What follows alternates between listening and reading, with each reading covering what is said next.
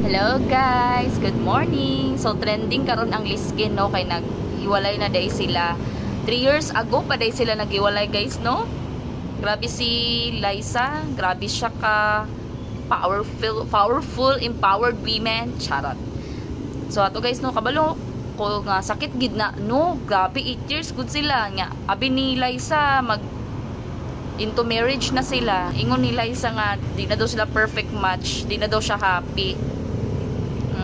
Mas okay man pud na kung wala gid sila nag-grow, then leave kung ana man.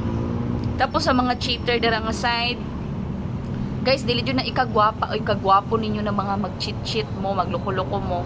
Guys, kung gusto lang man ninyo mag-cheat na unta, may pag-ibrikan na lang gid niyo, i-confront na lang ninyo ang tao nga dili na mo happy. Kaysa naman na sakitan siya tungod sa nag-cheat ka. Mas okay na lang na sakitan siya na nag-break mo kaysa nasakitan siya kay nag-cheat ka. Sakit kinasabot guys. Uy, katong gingon ko nila sa soberano nga, pangit ba ako? Kapalit-palit ba ako? Pangit ba katawan ko? Then why? Uy, memorize kang Liskin, no? So guys, trending manggod sila karon guys. Kanang grabe, 8 years gud ang ilang relationship, tapos naingon lang kalit sila na di na sila perfect match.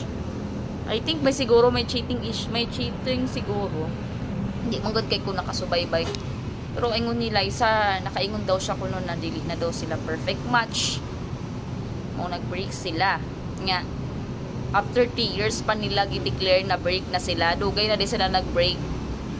Para lang sa career, gitabulan lang sa nila. Para dili maguba ang career ni Enriquehin. Grabe ka strong woman si Liza Soberano, kay dili pud biya basta-basta iyang giagian sa childhood niya.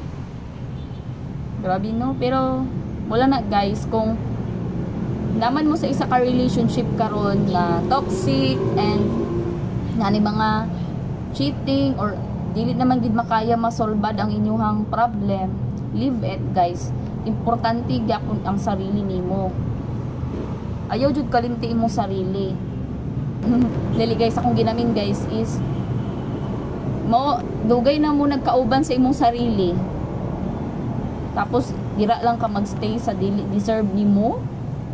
Ayaw guys, kung dili naman okay ang mental health nimo, kung wala naman nakatabang sa imong pag-grow, leave it.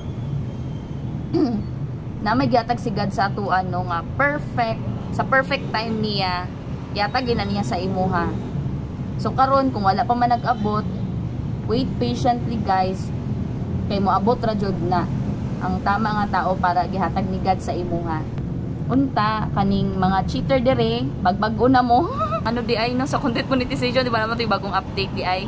Pahabol na lang pod ni ha. Di lang ta mawad ang paglaom guys, wala pa August 31. Wala to, thank you.